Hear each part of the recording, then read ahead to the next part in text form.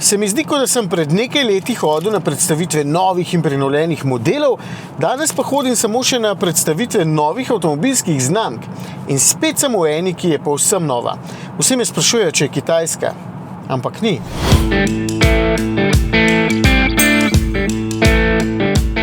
To je KGM, oziroma KG Mobility, če sem natančen. Znamko bi sicer morali poznati, ker je pri nas že več kot 30 let, sicer je pa stara več kot 70 let. Ja, SsangYong je tole, ampak ima zdaj drugo ime, pa nove lastnike. Model pa ostaja enak. Torres, več kot 4,7 metra dolg križanec je tole s precej nastopaškim izgledom, sploh tale maska tukaj spredaj mi je zelo zanimiva. Zadaj se ga pa kar ne moram navaditi s tisto kljuko ob strani, ki nakazuje, da se v bistvu prtljažna vrata odpirajo v stran.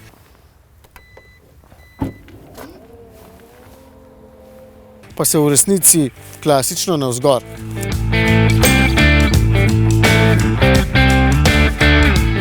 Tukaj na volanu po novem piše KGM in ni več tistega dvojnega zmaja, kar je v bistvu prevod besed Sang in Yong, je pa tudi armaturna plošča povsem nova.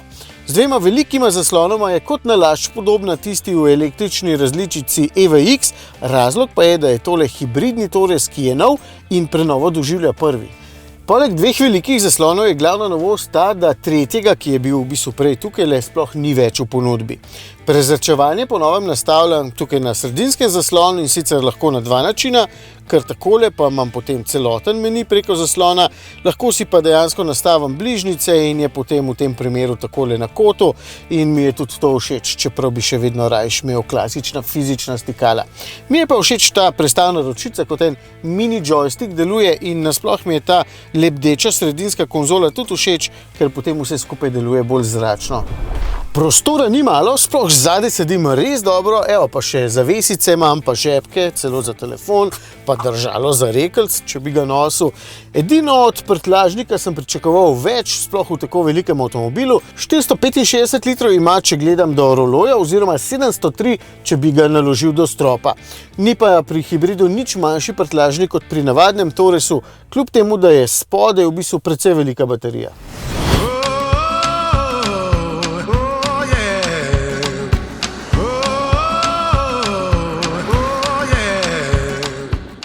No, veliko je v hiši, samo baterija je pa relativno majhna, 1,8 kWh ima.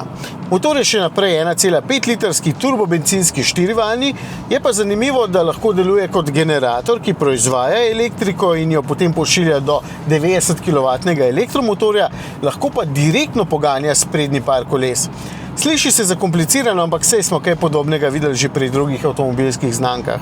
Pod pogon je podpisan kitajski BYD, zato naj z zanesljivostjo ne bi bilo problemov, no v praksi se mi je pa kar nekajkrat zgodilo, da je avtomobil izgubil večino moči in ni šel več kot 60 km/h. Kar tečno, če si na avtocesti ali pa ni odstavnega pasu in se nimaš kam odmakniti, ampak sklepam, da je to težava tega testnega avtomobila. No, potem sem ga ponovno vžgal in je težava izginila. Kakšen pa je pogon dejansko? V bistvu je zelo prijeten, sploh če od njega ne pričakujete posebne dinamike, ker je ne mara in v resnici nikoli ne daje občutka, da ponuja 150 kW moči oziroma več kot 200 konjičkov. Poraba, da te kap? Ne, sploh ne. Navadni Torres nam je na testu pred 2 letoma res ves čas pil 10 ali pa 11 litrov, tale pa ima v bistvu pod 7 litrov. Če se boste večino časa nahajali na avtocesti, bo seveda več, takole v naselju pa po navadnih cestah je pa poraba v bistvu precej dobra, sploh za 1670 kg težek avtomobil, tole sploh ni slab rezultat. Ja, s prenovo je Torres končno dobil pogonski sklop, ki mu zelo ustreza in ki s svojo porabo ne bo bankrotiral vaše denarnice. No, po drugi strani vas pa tudi ne bo skrbel električni doseg kot pri različici EVX. In s paketom Premium Plus pa z dodatki Black tudi dobro izgleda. Se pa kar pripravite, da boste vsakmu razložili, da tole ni Kitajec, Korejec je.